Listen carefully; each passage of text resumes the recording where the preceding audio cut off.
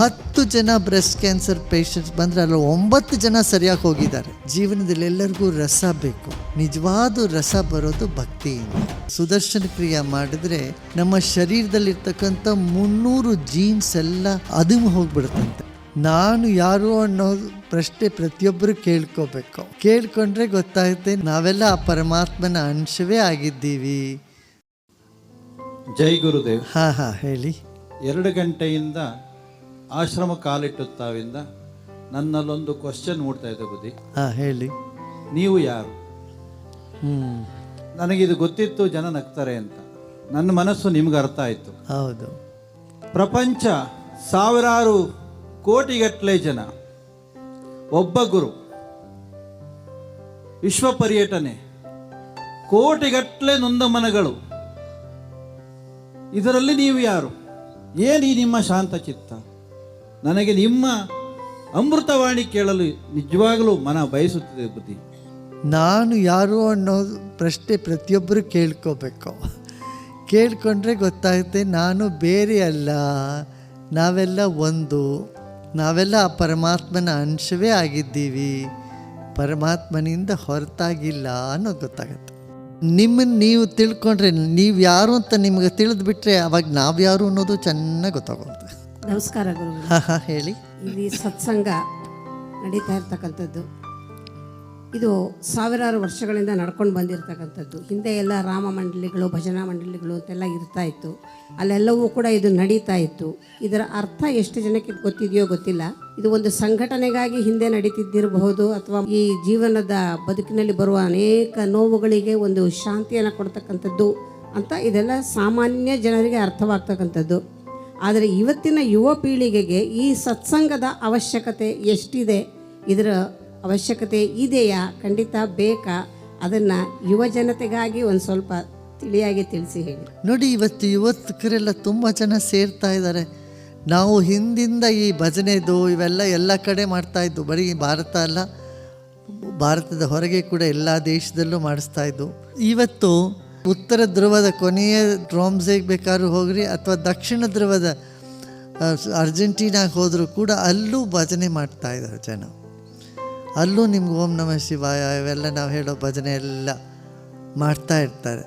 ಈಗ ನಮ್ಮ ಭಾರತದಲ್ಲಿ ಈಗ ಹೊಸದಾಗಿ ಭಜನ್ ಕ್ಲಬ್ಬಿಂಗ್ ಅಂತ ಕೇಳಿರ್ಬೇಕು ನೀವು.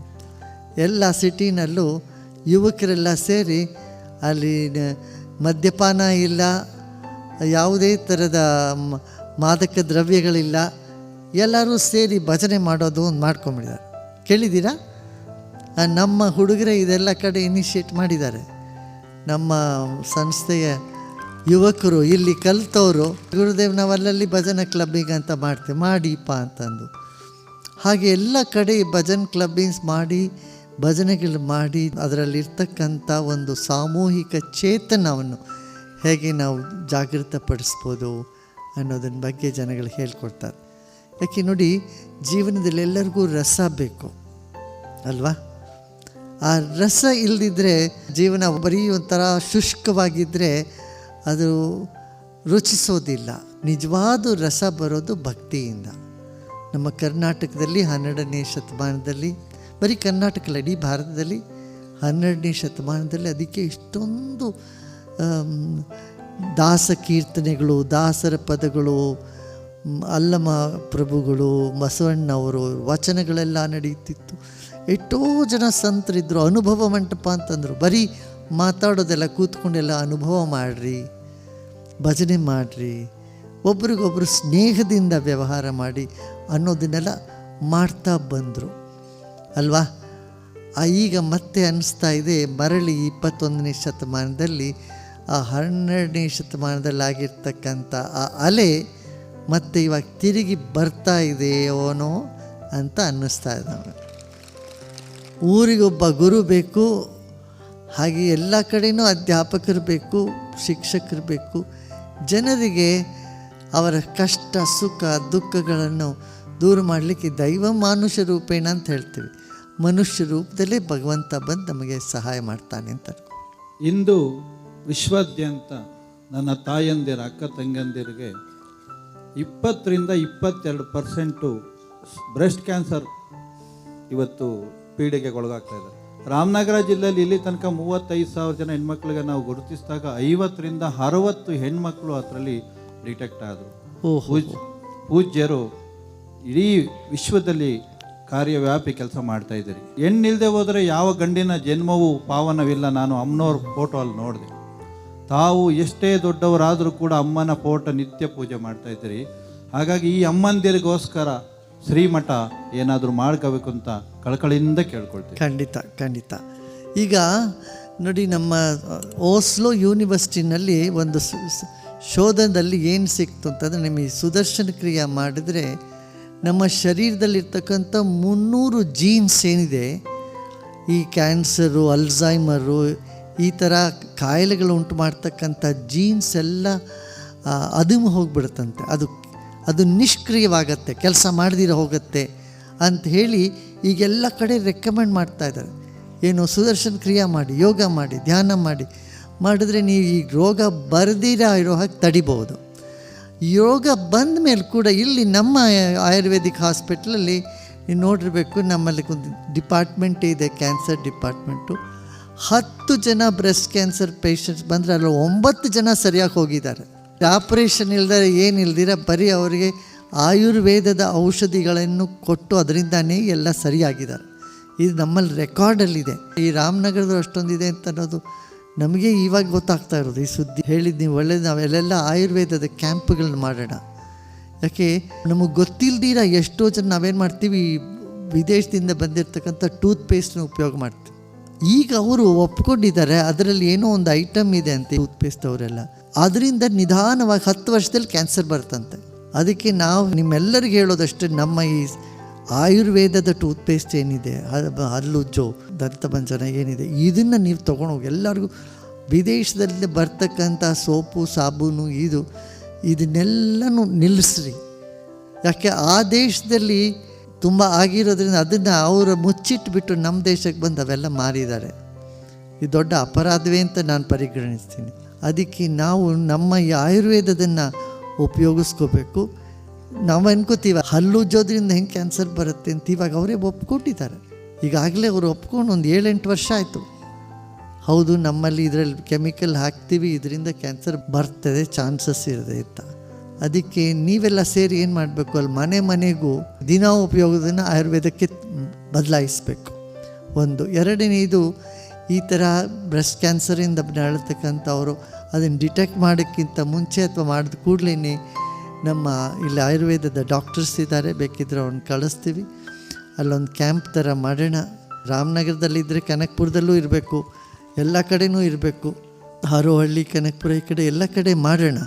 ನಾವು ಆರೋಗ್ಯಕ್ಕೋಸ್ಕರನೇ ಒಂದು ಶಿಬಿರಗಳನ್ನ ಮಾಡಿ ಅವ್ರಿಗೆ ಪ್ರಾಣಾಯಾಮ, ಧ್ಯಾನ, ಆಯುರ್ವೇದ, ಯೋಗ, ಆಯುರ್ವೇದ ಎಲ್ಲ ಸೇರಿ ಮಾಡಿದ್ರೆ ಖಂಡಿತ ಸ್ವಾಸ್ಥ್ಯದ ಸಂರಕ್ಷಣೆ ಮಾಡ್ಬೋದು ನಾವು. ಗುರುಗಳೇ ನಮಸ್ಕಾರ.